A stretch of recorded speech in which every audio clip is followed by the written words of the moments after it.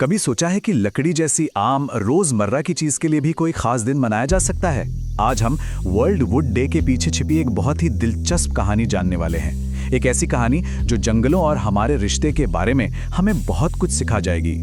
हाँ, सवाल तो यही है, हमारे चारों तरफ लकड़ी ही लकड़ी है, कुर्सी, मेज, दरवाजे, सब कुछ। तो फिर इसके लिए एक स्पेशल दिन क्यों चाहिए? ये सवाल जितना सीधा लगता है ना, इसका जवाब उतना ही गहरा है। तो चलिए इसी सवाल का जवाब ढूंढते हैं। तो इस सवाल का जवाब ना एक कहानी में छिपा है। जरा सोचिए, एक छोटे से शहर का स्कूल है, वहां वर्ल्ड वुड डे मनाया जा रहा है और बच्चे भी बिल्कुल हमारी आपकी तरह ही हैरान हैं कि भाई लकड़ी के लिए भी कोई दिन होता है क्या।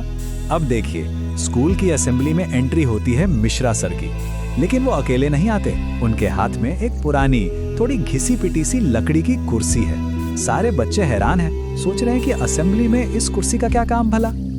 और फिर मिश्रा सर एक ऐसी बात कहते हैं जो सबकी सोच को एक पल में बदल देती है। वो कहते हैं, बच्चों, ये सिर्फ एक कुर्सी नहीं, ये एक पेड़ की कहानी है। बस इस एक लाइन ने एक मामूली सी चीज को जैसे इतिहास से जोड़ दिया। तो अब कहानी शुरू होती है। मिश्रा सर उस कुर्सी के जरिए वर्ल्ड वुड डे की असली कहानी सुनाने वाले थे। तभी एक बच्चा खड़ा होता है और वही सवाल पूछता है जो शायद हम सबके मन में था। सर, लकड़ी तो हर जगह मिलती है, इसमें इतना स्पेशल क्या है? और बस इसी सवाल के जवाब में मिश्रा सर ने कुछ बहुत जरूरी बातें बताई। मिश्रा सर ने बताना शुरू किया कि ये जो वर्ल्ड वुड डे है, ये हर साल 21 मार्च को मनाया जाता है। इसकी शुरुआत 2013 में हुई थी, तंजानिया में। इसे इंटरनेशनल वुड कल्चर सोसाइटी ने शुरू किया था, पर इसका मकसद सिर्फ लकड़ी का जश्न मनाना नहीं था, बिल्कुल नहीं। इसका असली मकसद था एक बहुत ही जरूरी आइडिया को बढ़ावा देना, सस्टेनेबल फॉरेस्ट्री। अब ये सुनने में थोड़ा मुश्किल लग सकता है, पर इसका मतलब बहुत सीधा सा है। मतलब लकड़ी का इस्तेमाल करो, बिल्कुल करो, लेकिन समझदारी से। जंगलों को इस तरह बचाओ कि आने वाली पीढ़ियां भी उनका फायदा उठा सकें। ये सब एक बैलेंस बनाने के बारे में है। अब देखिए, मिश्रा सर की इन बातों का बच्चों पर कितना गहरा असर हुआ। उन्होंने सिर्फ सुना ही नहीं, बल्कि कुछ करने की ठान ली। एक ऐसा फैसला जिसने आगे चलकर सब कुछ बदल दिया। बच्चों ने मिलकर एक बहुत ही सिंपल लेकिन कमाल का अभियान शुरू किया। एक लकड़ी, एक पौधा। रूल एकदम सीधा था, अगर शहर में कोई भी लकड़ी का नया फर्नीचर बनवाएगा तो उसे बदले में एक पौधा लगाना ही होगा। क्या शानदार आइडिया था ना? और इसका नतीजा, अरे कमाल हो गया। ये छोटा सा आइडिया पूरे शहर में आग की तरह फैल गया। लोगों ने इसे खुशी खुशी अपनाया और देखते ही देखते कुछ ही सालों में वो पूरा इलाका पहले से कई ज्यादा हरा भरा और खूबसूरत बन गया। सोचिए, एक छोटे से विचार ने कितना बड़ा बदलाव ला दिया।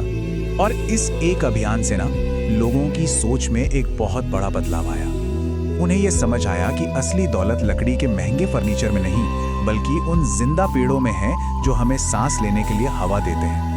मिश्रा सर ने फिर समझाया कि देखो, लकड़ी हमें क्या क्या नहीं देती।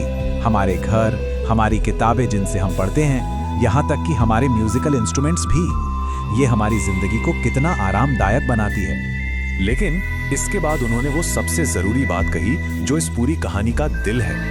लकड़ी हमें सुविधा देती है, लेकिन पेड़ हमें जीवन देते हैं। ये एक बहुत ही पावरफुल लाइन है जो हमें याद दिलाती है कि हमारी जरूरतें कभी भी प्रकृति से बड़ी नहीं हो सकती।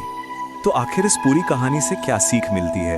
ये सिर्फ एक स्कूल की कहानी नहीं है, बल्कि हम सब के लिए एक बहुत बड़ा संदेश है। इस पूरी कहानी से ना 3 बातें बिल्कुल साफ हो जाती हैं। पहली, पेड़ बचाओ तो भविष्य बचेगा। दूसरी, लकड़ी का इस्तेमाल जरूर करो, पर जंगलों को भी बचाओ। और तीसरी, सबसे जरूरी, प्रकृति से उतना ही लो जितना उससे वापस लौटा सको। तो अगली बार जब कोई भी लकड़ी की चीज हाथ में आए, तो शायद उसे सिर्फ एक चीज की तरह नहीं, बल्कि उसके पीछे के पेड़ की कहानी को याद किया जाए और सोचा जाए कि हमारी अगली लकड़ी की कहानी क्या होगी, सिर्फ इस्तेमाल की या फिर संरक्षण की भी।